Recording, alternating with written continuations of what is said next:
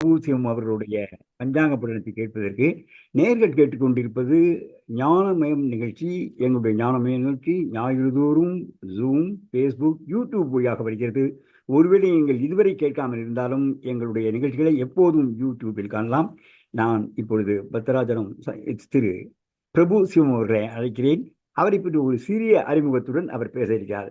அவர் ஆசிரியர், சிவாகம சிரோரத்னா, ஜோதிஷ விசாரதா, சிவாகம வாசஸ்பதி சிவஸ்ரீ பிரபு குருக்கள். அவர் ஸ்ரீ கல்யாண சுப்பிரமணிய சுவாமி திருக்கோவிலில் அர்ச்சகராக இருக்கிறார். அந்த கோவில் சேலத்தில் இருக்கிறது. ஆனால் அவர் பிள்ளையார்பட்டியில் உள்ள வேத சிவாகம பாடசாலையின் ஆசிரியராகவும் விளங்குகிறார். இன்று எங்களுடைய அழைப்பிற்கிணங்கி அன்புடன் வந்திருக்கார். அவரை நன்றியுடன் வரவேற்கிறேன். இதோ பிரபு சிவம் அவர்கள். ஸ்ரீ குருப்யோ நமஹ. ஹரிஹி ஓம். வெற்றிவேல் முருகனுக்கு அரோஹரா. பத்மசவ்யகடி சம்யுதவா மே பத்மகாந்தி நிபமேகமுகஞ்ச பாலவிருத்திகரமீஸ்வர சூனும் பாலமுன்னத புஜம் பிரணதோஸ்மி. சுப்பிரமணிய பரசிவாய நமஹ. ஞானமயம் என விளங்கக்கூடிய இந்த விசேஷமான ஒரு நிகழ்ச்சியிலே அடியனுக்கு வாய்ப்பு தந்தமைக்கு இறைவனுக்கும் என் குருநாதருக்கும் மேலும் இங்கு இருக்கக்கூடிய அனைத்து பெரியவர்களுக்கும் என்னுடைய பணிவான நமஸ்காரத்தை தெரிவித்துக் கொண்டு, இந்த விஸ்வாவசு என விளங்கக்கூடிய வருஷத்தினுடைய பலனை அடியனுக்கு கொடுக்கப்பட்ட சமயத்திற்குள் யதாசக்தி சமர்ப்பிக்க முற்படுகின்றேன். அதாவது எந்த ஒரு செயல் செய்வதாக இருந்தாலும் அந்த செயலுக்கு முன்பு அந்த செயல் செய்வதால் என்ன பலன் என்று உணர்ந்து அதை செய்தால் அதில் நிச்சயமான ஒரு பலனானது நமக்கு கிட்டும். அதாவது சிவபுராணத்தில் கூறியது போல, சொல்லிய பாட்டின் பொருள் உணர்ந்து சொல்லுவர் என சொல்லுவது போல, நாம் எந்த செயலை செய்தாலும் அதை உணர்ந்து உள்ளபூர்வமாக செய்யும் போது அதனுடைய மேன்மையான ஒரு பலனானது நமக்கு வந்து சேருகின்றது. எனவே இந்த பஞ்சாங்க சிரவணம் என சொல்லக்கூடிய பஞ்சாங்கத்தை பற்றிய விஷயங்களை, விஸ்வாவசு வருஷத்தினுடைய மங்களமான விஷயங்களை கேட்பதற்கு முன்பு இதை கேட்டால் என்னென்ன பலன் என்பதற்குண்டான பிரமாண ஸ்லோகத்தையும் அதனுடைய அர்த்தத்தையும் கூறி இந்த வருஷத்தினுடைய மங்களத்தை இங்கே சமர்ப்பிக்க உள்ளேன். ஸ்ரீ கல்யாண குணாவகம் ரிபுஹரம் துஸ்வப்ன தோஷாபகம் கங்கா ஸ்நான விசேஷ புண்ணிய பலதம் கோதான துல்யம் திருணாம் ஆயுர்வர்தித உத்தமம் சுபகரம் சௌபாகிய சம்பத் பிரதம் நானா கர்ம சுசாதனம் சமுதிதம் பஞ்சாங்கமாகர்ணியதா. அதாவது நல்ல மங்களங்களானது நம் வாழ்வில் எப்போதும் நிகழ்ந்து வரும். நம்மளுடைய எதிரிகள் எல்லாம் அகற்றப்படுவார்கள். தீய சொப்னங்கள் போன்ற தோஷங்கள் இருப்பின் அதெல்லாம் அகற்றப்பெறும்.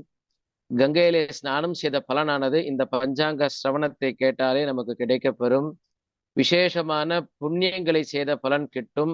கோதானம் செய்தால் என்ன பலனோ அது இந்த பஞ்சாங்க சிரவணத்தால் கிடைக்கப்பெறும். நல்ல ஆயுள் அபிவிருத்தியாகும். சுபமாக எப்போதும் மங்களமாக திரேகாரோக்கியத்தோடு நாம் திகழ்வோம். சௌபாகியங்கள் கிட்டும். நல்ல சம்பத்தானது நமக்கெல்லாம் வந்து சேரும். நானா கர்மம், என்ன விசேஷமான பலவிதமான காரியங்களே நமக்கு நல்ல ஒரு காரிய சித்தியானது சித்தியாகும் என்பது இந்த பஞ்சாங்கம் ஆகர்ணியதாம். பஞ்சாங்க சம்பந்தமான விஷயங்களை நாம் உணரும் போது நமக்கு இதெல்லாம் கிடைக்கப்பெறுகின்றது.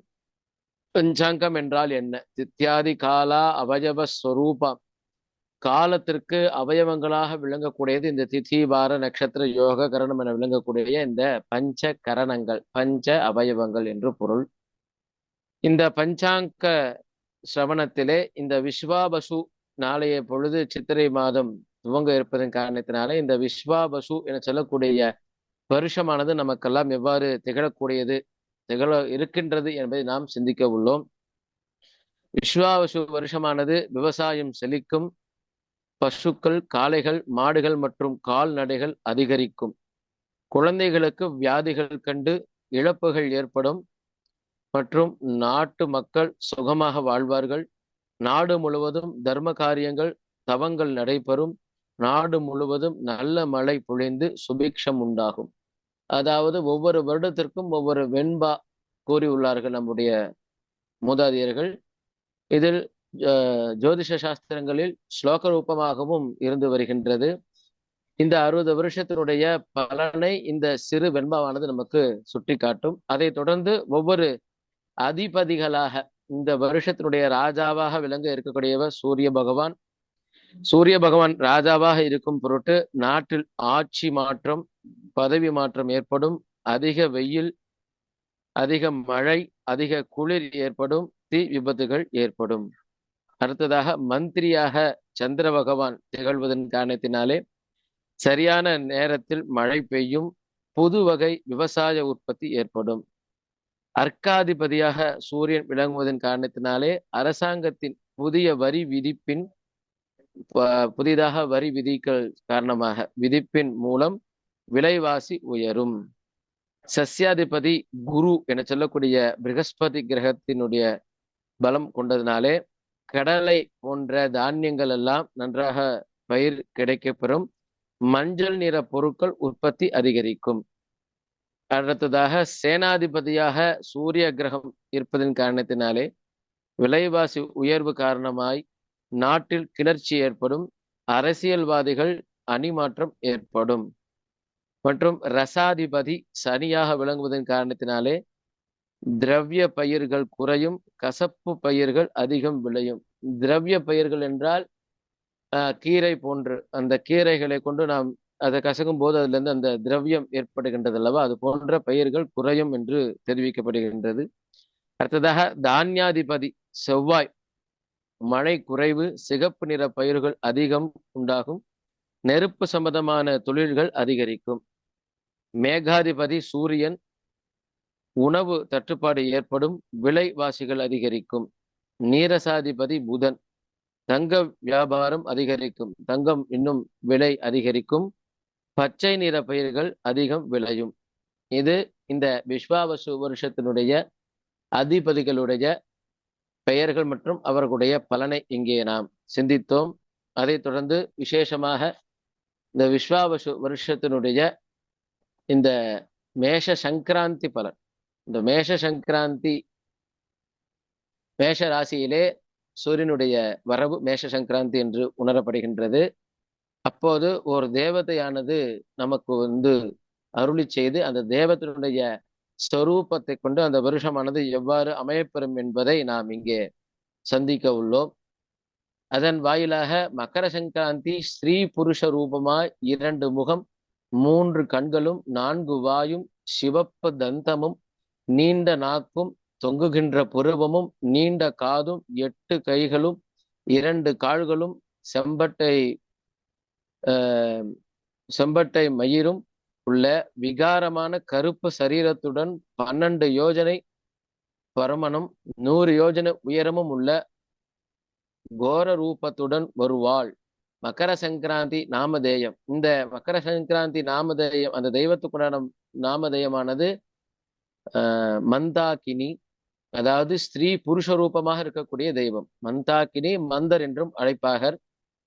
கரும்பு ஜல ஸ்நானத்தை கொண்டவள். சிவப்பு வஸ்திரம் தரித்து வெள்ளி பாத்திரத்தில் பாயசம் போஜனம் குங்குமம் பூசிக்கொண்டு ஹேமம் சாமரம் வீசிக்கொண்டு, ஹேமம் சாமரம்னா தங்கத்தினால் பூட்டப்பட்ட அந்த வெண் சாமரம் வீசிக்கொண்டு விசேஷமாக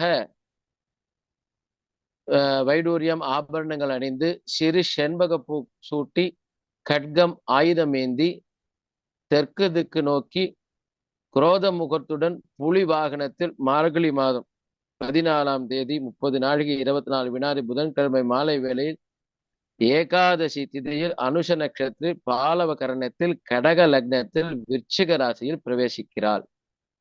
இந்த தேவதையை கொண்டு நமக்கு ஒரு சில பலன்கள் நாம் எடுத்துக்கொள்ள வேண்டும். விசேஷ பலன் என்னவென்றால், இந்த நாமதேய பலத்தினாலே பிராமணர்கள் சௌக்கியம் பெறுவார்கள். அபிஷேக பலன் பித்தம் அதிகரிக்கும். வஸ்திர பலன் சிகப்பு கலர் வஸ்திரத்தை கொண்டதுனாலே கணிகர்களுக்கு பீடைகள் உண்டாகும். கணிகர் என்றால் இப்போது ஆதுனிக காலத்திலே இந்த அக்கௌண்ட் செய்யக்கூடியவர்கள், இந்த விசேஷமாக கணக்கு செய்யக்கூடியவர்களுக்கு இந்த கணிகர்கள் என்று பொருள். அதாவது கணக்கு எடுத்து நம்மளுக்கு கொடுக்கக்கூடிய ஆடிட்டர் போன்ற கணிக்கர்களுக்கு பீடைகள் உண்டாகும். ஆபரண பலன் காரணமாக கலகங்கள் ஏற்படும், ரோக பயங்கள் ஏற்படும், வார பலத்தினால் சூத்திரருக்கு பீடைகள் ஏற்படும், நட்சத்திர பலன் நன்மையை செய்து வரும். அதே போல சுவாமி ஆசீர்வாதத்தில் இந்த வருஷத்தில் நிகழக்கூடிய நிகழ்வுகளின் காரணத்தினால் நம்மளுக்கு ஒரு சில விசேஷங்கள் அமைகின்றன. அதை பார்க்கும்போது தை மாசத்தில் தைப்பூசமானது சுக்லபக்ஷத்தில் வருவதால் ஜனங்கள் வியாதியின்றி சுபிக்ஷமாக இருப்பார்கள். மேலும் விசேஷமாக கந்தாய பலன், இந்த கந்தாய பலன் அனைவருக்கும் மிக விசேஷமாக விளங்கக்கூடியது. இது முதலில் 4 மாதங்களாக பிரிக்கப்படுகின்றது. சித்திரை மாதம் முதல் ஆடி மாதம் வரை, அதிலிருந்து ஒரு 4 மாதங்கள், அதிலிருந்து ஒரு பங்குனி மாதம் வரை, இந்த 4 மாதங்களை 3 விகிதமாக பிரித்து இங்கே பலனானது சொல்ல இருக்கின்றது. இதுவரைக்கும் சொன்ன பலன் உலகத்துக்கே இருக்கக்கூடிய பலன். இப்போது சொல்லக்கூடிய பலன் உலகத்தில் இருக்கக்கூடிய ஜீவராசிகளுக்குரிய அந்த நட்சத்திரங்களை கொண்டு வரக்கூடிய பலனாக விளங்குகின்றது. எனவே அஸ்வினி நட்சத்திரத்தில் இருப்பவர்களுக்கு முதல் 4 மாதங்கள் விசேஷமாக விளங்கப்பெறும். மத்தியம 3 மாதங்கள் சூன்யமாக சிரமங்களை தரக்கூடியதாக இருக்கும். அடுத்த 3 மாதங்கள், அடுத்த 3 மாதங்களானது மத்தியமமான பலனை தரும். இது போல ஒவ்வொரு நட்சத்திரங்களுக்கும் 27 நட்சத்திரங்களுக்கும் 27 விதமான பலன்களை கூறக்கூடியது இந்த கந்தாய பலன் என்று பொருள். இதைத் தொடர்ந்து இந்த வருஷத்திலே 4 பெயர்ச்சிகள், அதாவது ராகுகேது பெயர்ச்சி மற்றும் 3 பெயர்ச்சிகள், குரு பெயர்ச்சி சம்பவிக்கும். அதைத் தொடர்ந்து சனி பெயர்ச்சியும் உண்டு, ராகுகேது பெயர்ச்சியும் உண்டு. முதலிலே ராகுகேது பெயர்ச்சி, அதைத் தொடர்ந்து குரு பெயர்ச்சி, அதைத் தொடர்ந்து சனி பெயர்ச்சியானது உண்டாகும். இந்த கிரகங்களின் பெயர்ச்சிகளால் வரக்கூடிய பலன்களும் சிந்திக்கக்கூடியதாக விளங்குகின்றது. அதை மேலும் கிடைக்கக்கூடிய சந்தர்ப்பத்தில் அடியேன் ஒவ்வொரு கிரகத்திற்கும் தனித்தனியான ஸ்லோகங்கள் இருக்கின்றன, பிரமாண ஸ்லோகங்கள். இந்த கிரகம் மேஷராசியில் அடையும் போது என்ன பலன் கிட்டும், இந்த கிரகம் சனி பகவான் ரிஷபராசியை அடையும் போது என்ன பலன் கிட்டும் என்று ஜோதிட நூல்களிலே அதுக்குண்டான பிரமாண ஸ்லோகத்துடன் அந்த விசேஷமான கருத்துக்களை அடியேன் இங்கே சமர்ப்பிக்க உள்ளேன், இறை அனுகிரகத்தால் பெரியோர்கள் ஆசீர்வாதத்தினாலும். மேலும் இந்த வருஷத்திலே கிரகணங்கள் என்று நாம் பார்ப்போமாயின் 4 கிரகணங்கள் உண்டு. 2 சூரிய கிரகணம், 2 சந்திர கிரகணம். 2 சூரிய கிரகணம் இந்தியாவிற்கு கிடையாது, மற்ற இடங்களில் ஒரு சில இடங்களில் காணப்பெறும். மற்றும் சந்திரகிரகணமானது இந்தியாவிற்கு காணப்படும். அதுக்குண்டான சாந்திகளை, அதுக்குண்டான பீட்டு நிவாரண ஸ்லோகங்களை அப்போது சுவாமி ஆசிரத்தில் அறிந்து அதை கடைபிடித்தல் மிக முக்கியம். மேலும் இந்த கந்தாய பலனத்தின் வாயிலாக விசேஷமாக நல்ல பலன் உடைய நட்சத்திரங்களை மட்டும் இங்க கூறுங்க. காலத்தின் அருமையை கருதி 27 நட்சத்திரத்துக்கும் இங்கே தெரிவிக்காமல் முக்கியமான பெரும்பான்மையான பலம் கொண்ட நட்சத்திரங்களுடைய நாமத்தை மட்டும் இங்கே கூற முற்படுகிறேன். ஏன்னா 27 நட்சத்திரமும் கூறும்போது சிறிது காலம் அதிகரிக்கும் என்பதின் காரணத்தினாலே அடியனுக்கு 15 நிமிடங்கள் தந்துள்ளனர். அதற்குள் அடியன் சமர்ப்பிக்க வேண்டும் என்பதன் காரணத்தினாலே விசேஷமாக விசாகம் நட்சத்திரம், புனர்பூசம் நட்சத்திரம், இந்த 2 நட்சத்திரங்கள் இந்த வருஷத்தில் நல்ல மேன்மையானது கிடைக்கப்பெறும். அதைத் தொடர்ந்து உத்திராடம் நட்சத்திரம் மிகவும் நல்ல ஒரு மேன்மையை கிடைக்கப் பெறக்கூடியதாக இருக்கின்றது. உத்திரட்டாதி நட்சத்திரம் மற்றும் ரேவதி நட்சத்திரம், இந்த 6 நட்சத்திரங்கள், பரணி, அதைத் தொடர்ந்து விசேஷமாக ஹஸ்தம், சுவாதி, உத்திராடம், உத்திரட்டாதி, ரேவதி, இந்த நட்சத்திரங்களுக்கு நல்ல விசேஷமான பலன்களும் மீதமுள்ள நட்சத்திரங்களுக்கு மத்தியம பலன்களும் கிடைக்கப்பெறும். மூலம் நட்சத்திரமும் அதைத் தொடர்ந்து விசேஷமாக அனுஷ நட்சத்திரம், இந்த 2 நட்சத்திரக்காரர்கள் தெய்வ வழிபாடும் குலதெய்வ வழிபாடுகளும் அவர்களுடைய குருனுடைய வழிபாட்டின் வாயிலாக தங்கள் வாழ்வினை நடத்தி செல்லும் போது இந்த வருடம் அவர்களுக்கு சுபமான வருடமாக திகழும் என்பதை இங்கே தெரிவித்துக் கொண்டு, கிடைத்த காலத்தினை இறைவன் அருளாலும் குரு அருளாலும் அடியன் இயன்றவாறு இங்கே இந்த வருஷத்தினுடைய பலனை சமர்ப்பித்துள்ளேன்.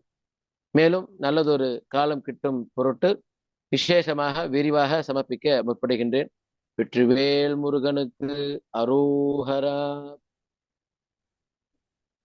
நன்றி பிரபுசிவம் அவர்களே, மிகவும் அருமையாக எங்களுக்கு சுருக்கமாக கொடுத்தீர்கள். அதை கேட்பதற்கே மகிழ்ச்சியாக இருக்கிறது. நீங்களே பஞ்சாங்க புராணத்தின் அருமையும் சொல்லிவிட்டீர்கள். ஆக இன்று யார் யார் கேட்டார்களோ அவர்கள் எல்லோருக்கும் விசுவாசு நல்ல சுபவருடமாக வரும் என்பதில் சிறிதும் ஐயமில்லை. உங்களை மீண்டும் கட்டாயமாக அழைக்கிறோம். அப்போது ஒவ்வொரு விஷயத்தையும் நீங்கள் எங்களுக்கு விரிவாக சொல்லும்படி அன்புடன் வேண்டிக்கிறோம். நன்றி பிரபு சிவம் அவர்களே, நன்றி. நேயர்கள் இதுவரை கேட்டுக்கொண்டிருப்பது ஞானமயத்தின் நிகழ்ச்சி. எங்களுடைய நிகழ்ச்சிகளில் வானமளந்ததனை குமளந்திடு வன்மொழி வாழியவே ஏழ்கடல் வைப்பினும் தன்மனம் வீசி இசை கொண்டு வாழியவே எங்கள் தமிழ் மொழி என்றென்றும் வாழியவே ஏழ்கடல் வைப்பினும் தன்மனம் வீசி இசை கொண்டு வாழியவே எங்கள் தமிழ் மொழி என்றென்றும் வாழியவே சூழ்களி நீங்க தமிழ் மொழியோங்க துலங்குகவையகவே சூழ்களி நீங்க தமிழ் மொழியோங்க துலங்குகவையகவே தொல்லை வினை தரு தொல்லையகன்று சுடக தமிழ்நாடே தொல்லை வினை தரு தொல்லையகன்று சுடக தமிழ்நாடே வாழ்க தமிழ் மொழி வாழ்க தமிழ் மொழியே வானமறிந்ததனை துமறிந்து வளர்மொழி வாழியவே வானமறிந்ததனை துமறிந்து வளர்மொழி வாழியவே